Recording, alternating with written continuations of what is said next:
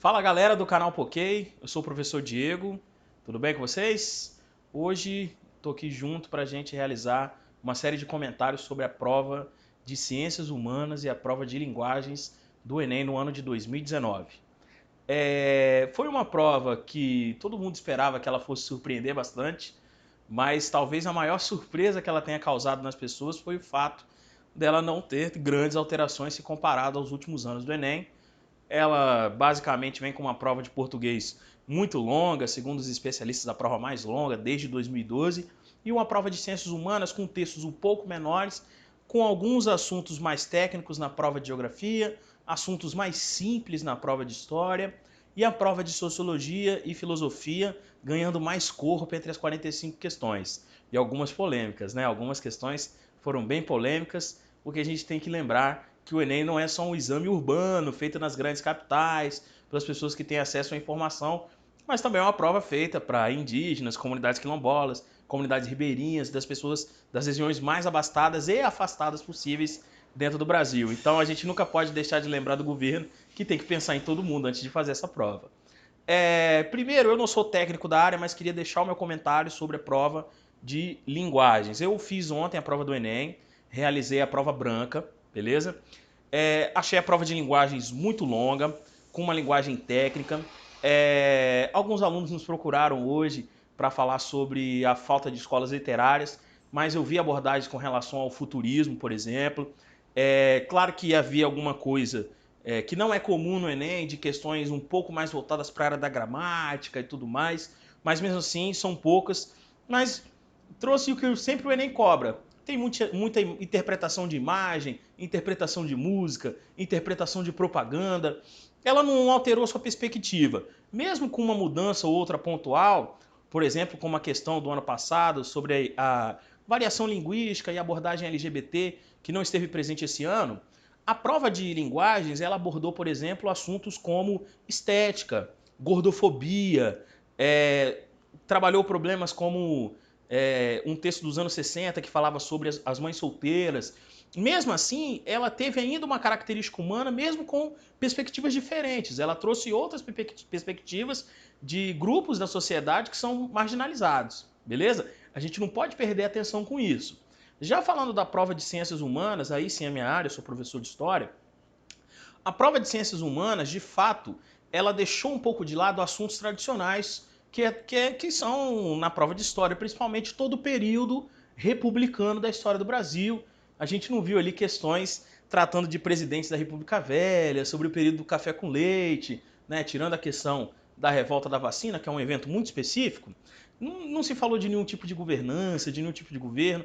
A Era Vargas, pela primeira vez nos últimos 10 anos, esteve fora do Enem. Lembrando que, segundo dados estatísticos, é o assunto mais abordado no Enem desde 2009, foi a Era Vargas.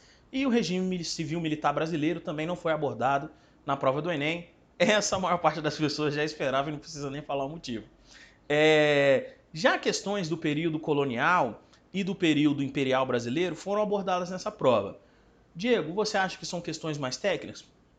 Talvez eram questões mais técnicas, questões que você precisava ter um pouco de aprofundamento. Por exemplo, a questão da Constituição de 1824, ela era uma questão interpretativa, mas obviamente que você tinha que ter algum tipo de conhecimento sobre aquela carta constitucional. Seria importante para você arrematar com facilidade. Ou, por exemplo, a questão que falava sobre a diminuição da entrada de negros na região da Bahia e o aumento no Rio de Janeiro com uma data de século XVIII. Século XVIII, ciclo do ouro. Você tinha que ter feito esse tipo de relação. Agora, por exemplo, a prova do Enem, ela trabalha com os distratores. Muita atenção com isso. Ainda domingo tem prova. O que são distratores? Você sempre vai ficar... Sempre não, às vezes você é um excelente aluno e nunca vai ter essa dúvida, né?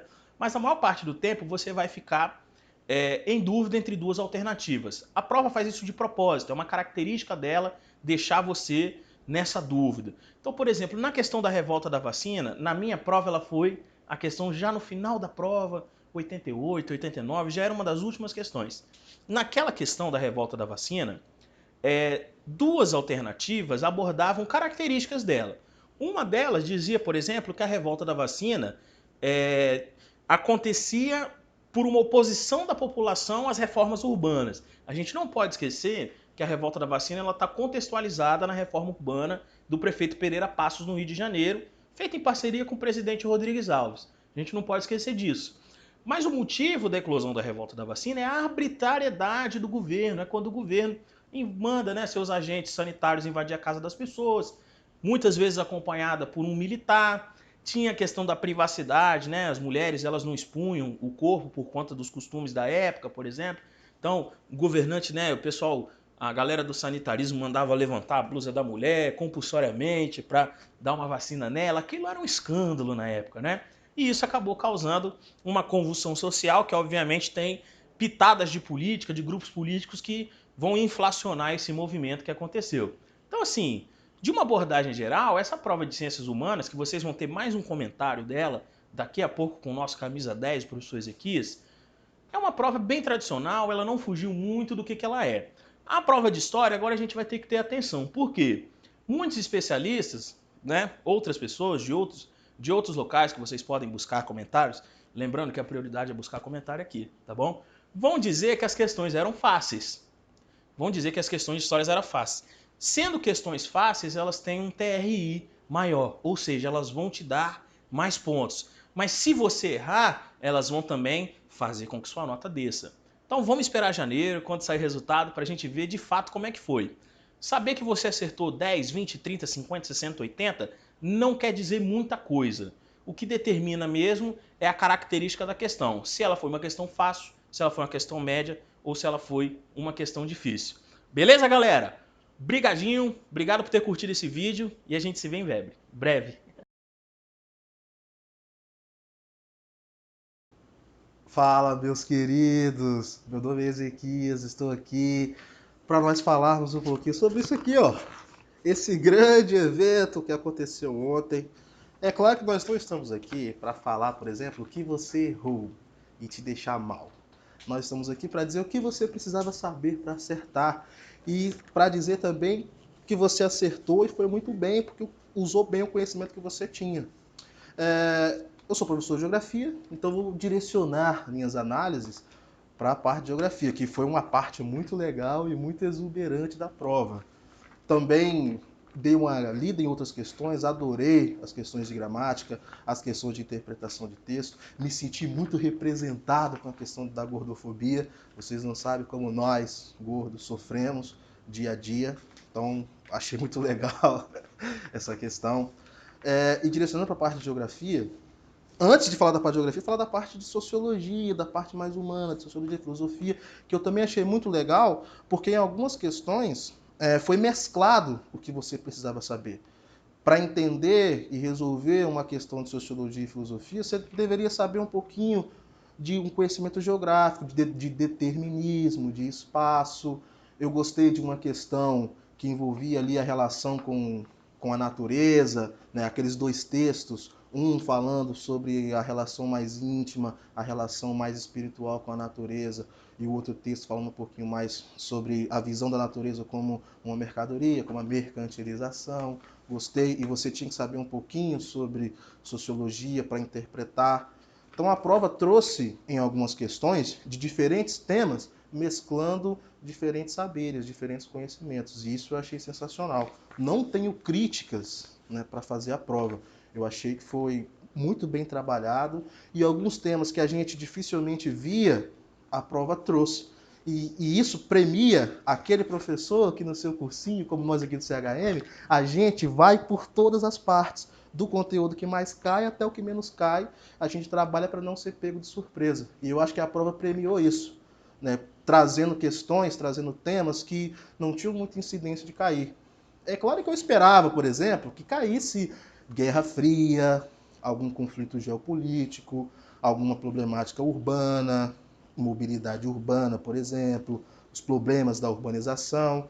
Mas eu entendo que, para alguns temas caírem, como a prova, quem dera se a prova fosse toda de geografia, para alguns temas caírem, outros têm que ficar um pouco de lado, outros não poderiam cair. Então, a prova conseguiu mesclar aqueles temas que não caíam muito com os temas que geralmente caem. Por exemplo, agricultura. A agricultura cai sempre. Só que dessa vez, as questões de agricultura trouxeram uma pegada diferente, uma perspectiva nova. Geralmente caiu sobre soja, sobre expansão de fronteira agrícola. Dessa vez não. Dessa vez trabalhou o tema agrotóxico, que é um tema recorrente também, só que veio com uma nova pegada, com uma pegada nova bem legal, trazendo formas de substituição do uso de agrotóxico, mais formas modernas do mesmo jeito, com os biocorretivos. Eu achei muito legal essa questão sobre agrotóxico. Também trouxe um tema, dois na verdade, que eu sabia que ia cair e eu bati nas minhas aulas, que é sobre demografia, porque reforma da Previdência, mudança da estrutura populacional brasileira, a população brasileira passando por um processo de envelhecimento, e isso vai fazer com que a gente tome novas medidas para proporcionar um futuro, ou para vivenciar esse futuro de maneira mais agradável.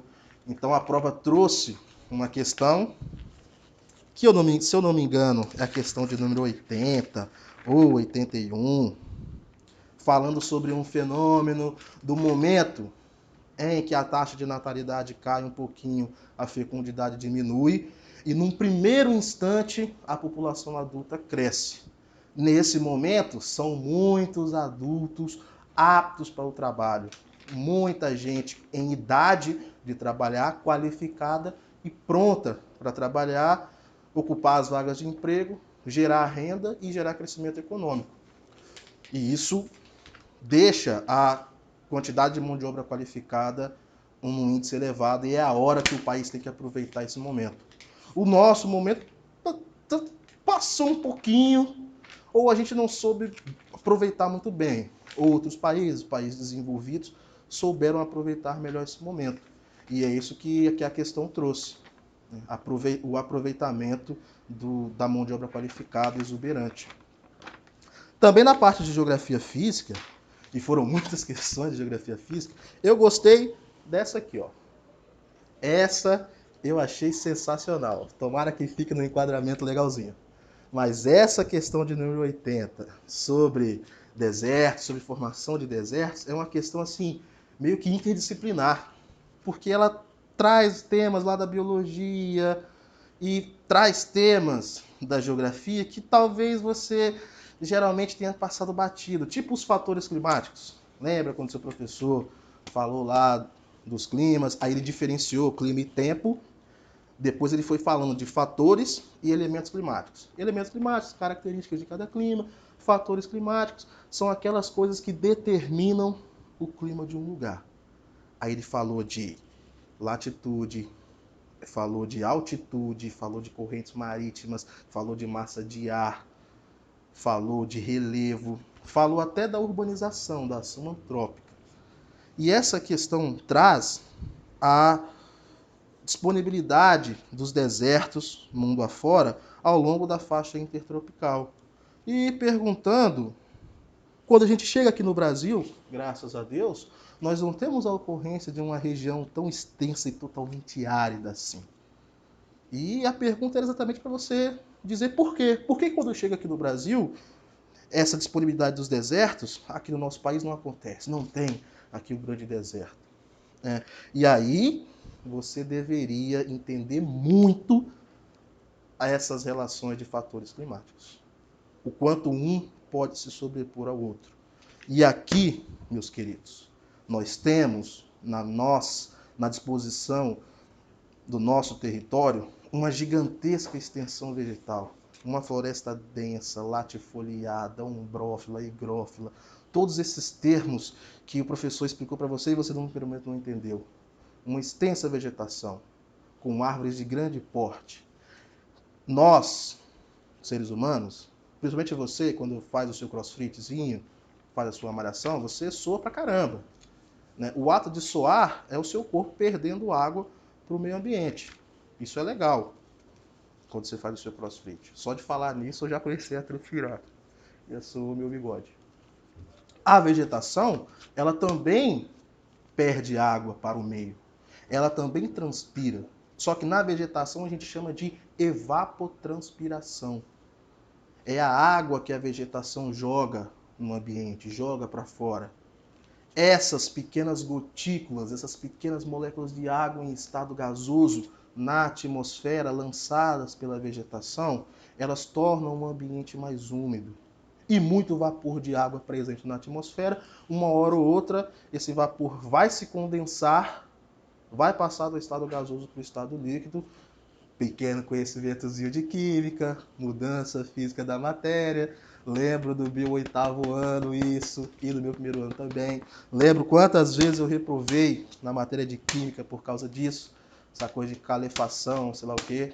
Mas dessa de evaporação eu lembro, e condensação também.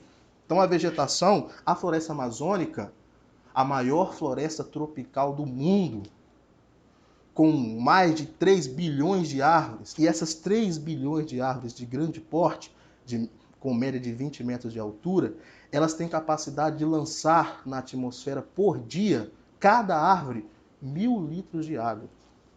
Se uma árvore de 20 metros tem capacidade de lançar na atmosfera 1.000 litros de água por dia, em pequenas gotículas, imagine mais de 3 bilhões de árvores. A capacidade que essa vegetação não tem. É só você jogar na regra de 3. Que também foi uma coisa que me fez reprovar um pouquinho das matérias. Mas essa capacidade da floresta amazônica é uma capacidade de regular o clima, de regular as chuvas em quase toda a porção do território brasileiro. É uma capacidade impressionante. Alguns dizem que é o pulmão do mundo, mas pulmão não produz oxigênio, pulmão consome oxigênio. Aprendi nas aulas de biologia com o professor Gustavo. Mas a coisa mais importante da vegetação é essa regulação do clima, é essa regulação da umidade. E a presença da floresta amazônica aqui no nosso território impede exatamente que nós tenhamos um extenso deserto. Ela é muito importante. Ela regula o clima. A partir de novembro, quando começa a chover aqui na região sudeste, aqui no Espírito Santo, que nós somos do Espírito Santo, HM, essas chuvas são exatamente por causa da influência da vegetação, por causa da influência da floresta amazônica. Nuvens carregadas de chuva saem lá da região da Amazônia e chegam até o sudeste brasileiro. São os famosos rios voadores, porque é tanta umidade, tanta água que essas nuvens carregam, que é como se fossem grandes rios passando pela atmosfera. Então, olha a importância da vegetação. E eu achei sensacional essa questão, porque ela trabalhou exatamente isso. Pontos técnicos, fatores climáticos, como a vegetação pode regular o clima, a importância biológica da vegetação, e também trouxe algo mais amplo. Com um pouquinho de conhecimento nas aulas e uma capacidade de análise, você conseguiria matar essa questão. E você, aluno do CHM, que tem aula com o excelente professor Leonardo, de Geografia Física, esse é um tema que ele bate muito, o quanto a vegetação interfere no clima. E aí, passando, você tem algumas questões de geografia física mais técnicas, como a questão do albedo, da reflexão da luz. Você tem outras questões daquela relação geológica, do homem interferindo na estrutura da Terra, dos agentes exógenos de transformação do relevo. São questões mais técnicas que você, com um pouquinho de conhecimento sobre, você consegue resolver. E também tem uma questão muito legal, que é uma questão sobre migração. Outro tema que eu bati muito nas aulas. Eu esperava uma questão mais ampla, falando de crise dos refugiados, falando da crise humanitária, da lei que o Brasil aprovou em 2017, que facilitava a chegada de refugiados aqui. Eu esperava algo mais amplo. Veio um pouquinho sobre um momento específico, a migração brasileira, a galera saindo aqui do Sudeste, do Nordeste, partindo para um lugar novo no Brasil que estava passando por um processo de estruturação com a construção de Brasília, fomentando ali a migração interregional, né? Saindo um pouco do eixo Nordeste e Sudeste e agora indo um pouco para o Centro-Oeste, para a direção de Brasília. Então caiu migração, eu fiquei feliz, porque foi um tema que eu bati muito. Caiu demografia, né? Taxa de fecundidade, um tema também que eu bati muito. Caiu as questões de geografia física, que os professores de geografia física mais trabalham, mais batem, Pangeia, geologia, vegetação. Então, foi uma prova que trouxe questões técnicas, aqueles temas que você não dá muita moral porque acha que não cai muito, e dessa vez veio, por isso que eu amei essa prova. E gostei muito também do tema de redação. O tema foi sensacional e você poderia usar o seu conhecimento geográfico. Você poderia, por exemplo, usar o seu conhecimento sobre regionalização do Brasil. Sabe quando o professor fala de Milton Santos, dos 3 Brasis, da região concentrada, onde se concentram os recursos, onde se concentra o meio tecnocientífico informacional? Sabe essas aulas que você tem? Você poderia ter usado esse conhecimento na sua redação. E uma coisa que os professores de geografia, e aí eu vou puxar para o meu lado, eu sempre falo isso, sempre falo do profundo desequilíbrio regional. Essa é a marca do Brasil. O Brasil é um país desequilibrado em recursos, em investimentos, em infraestrutura e até na disposição da cultura, na disseminação da arte. Os cinemas, a concentração dos cinemas é maior na região sudeste. São Paulo tem 1/3 de todos os cinemas do Brasil. Para você ver como essa concentração regional é intensa no Brasil. E você poderia dar formas aí de descentralizar um pouco, de levar um pouco da arte para outros lugares do país. Então, eu adorei esse tema de redação, que você poderia usar um pouquinho de geografia. Então, meus queridos, a prova foi legal, os temas das questões de geografia foram bons, a redação foi top, e eu tenho certeza que você mandou bem, principalmente você que é aluno do CHM. Você mandou muito bem, e eu espero que você tenha gostado, e com certeza faremos mais eventos como esse, então fica com nós. Muito obrigado.